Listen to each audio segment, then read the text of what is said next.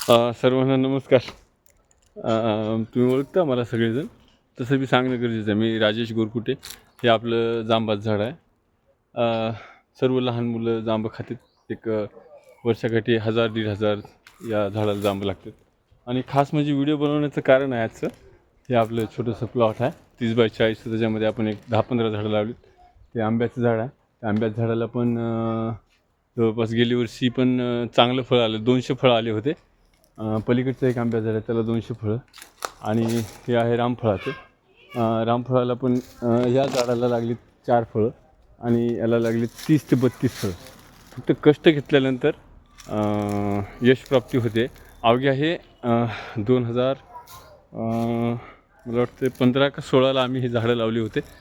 याच्यामध्ये आपल्या जिल्हा परिषद शाळेचे शिक्षक यांचासुद्धा सहभाग आहे अतिशय मोलाचा, कारण का त्यांनी प्रोत्साहन केलं होतं मुलांना आणि मुलांनी मला प्रोत्साहित केलं. आणि प्रोत्साहित करून आम्ही मुलांसोबत त्यांच्या नादानादाने हे आंब्याची झाडं लावली होती. हे मोठे मोठे झालेले, आता तोर आला आहे लगेच. आता आंब्याचं लागायचं सीझन आहे, तोर आला आहे. तर माझं सांगण्याचा एवढाच प्रयत्न आहे. आणि की केल्याने होते रे, आधी केलीची पाहिजे.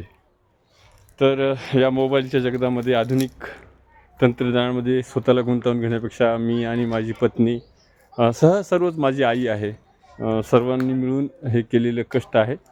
10 वर्षामध्ये एक खास आटम दाखवायचं तुम्हाला म्हणजे जवळपास गेली वर्षी 5 नारळ लागली होती. हे नारळाचं झाड आहे.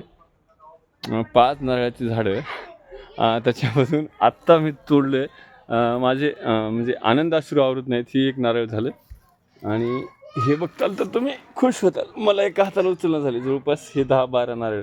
आणि क्वांटिटी आणि क्वालिटी दोन्ही पण एवढं टॉपचं आहे ना.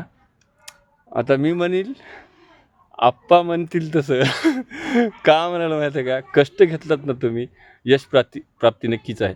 आणि काहीतरी देशहिताचं आपण बोलूया, करूया.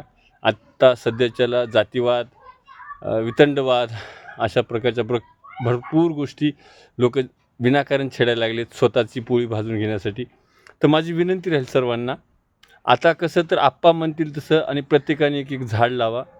जागा मिळेल तिथे झाड लावा. असं काही नाही आहे की आपण कोकणात महाराष्ट्रातील बरेचसे लोक आपण फिरणारे आहोत शिल्पकारीमध्ये, व्यवसायामध्ये.